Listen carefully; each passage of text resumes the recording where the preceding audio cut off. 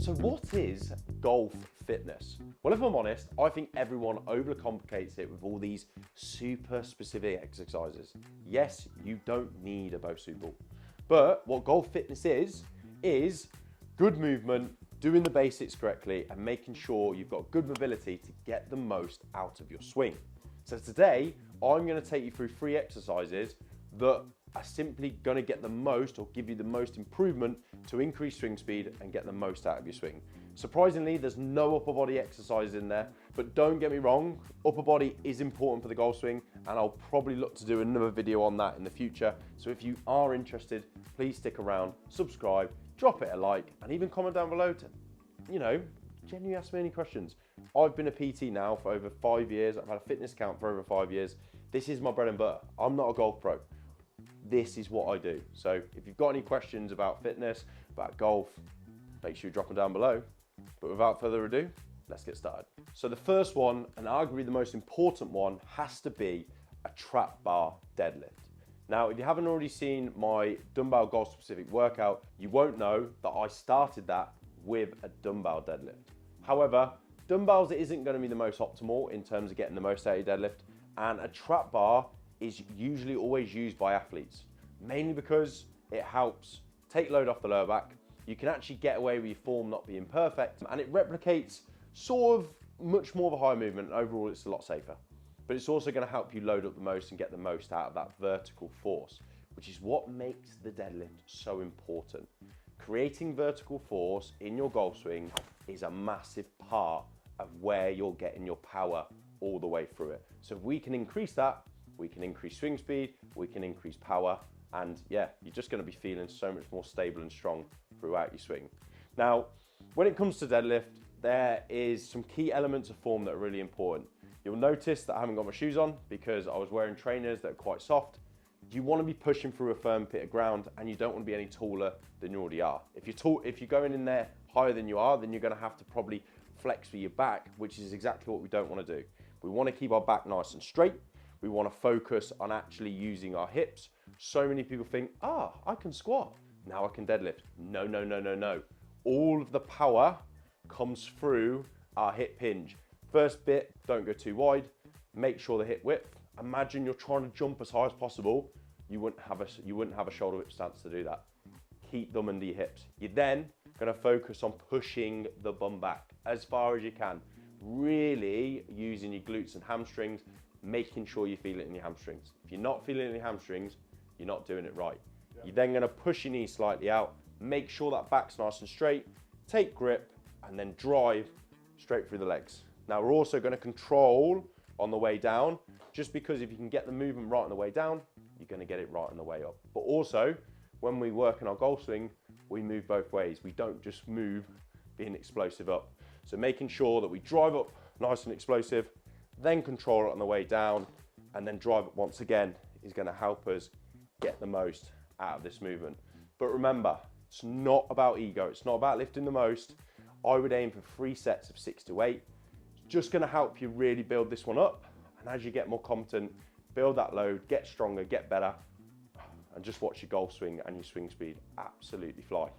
Fundamental trap bar deadlift. If you're not doing it, you're leaving a lot on the table. So now we've just worked on improving our vertical force. It's now about improving our rotational force.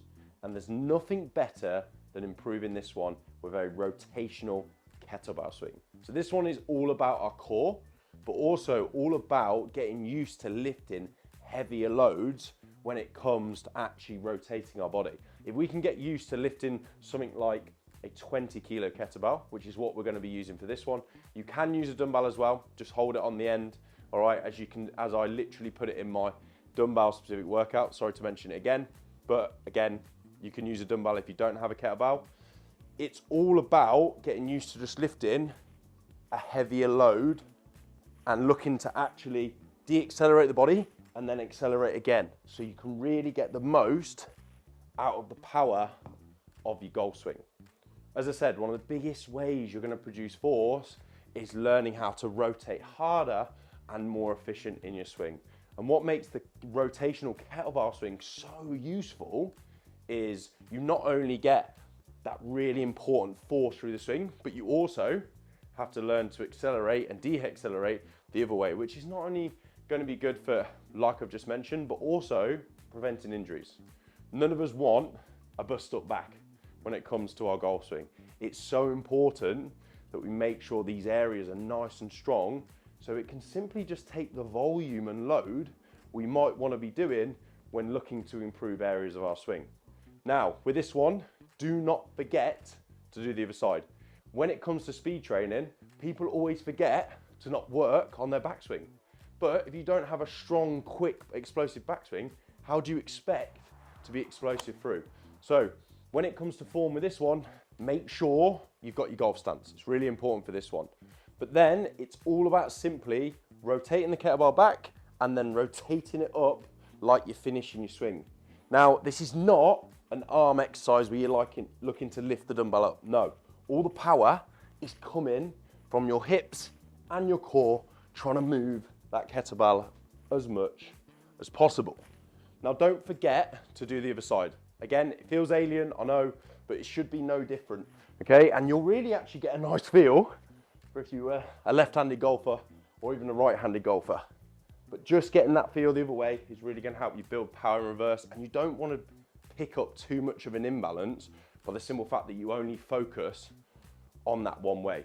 Now, in terms of rep range, again, this one's a little bit different to deadlifts. So we're not going to go super low.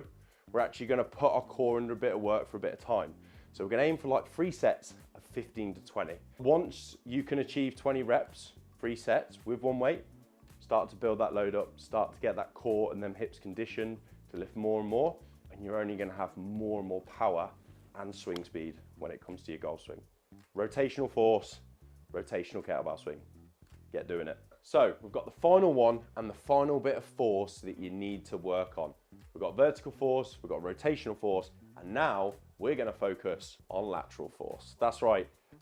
So many golf coaches probably tell you don't sway, don't use too much lateral force, but coming from a long drive perspective, coming from trying to hit the ball as far as possible, gain distance, learning how to really push from either side and load on these legs is so important for our golf swing.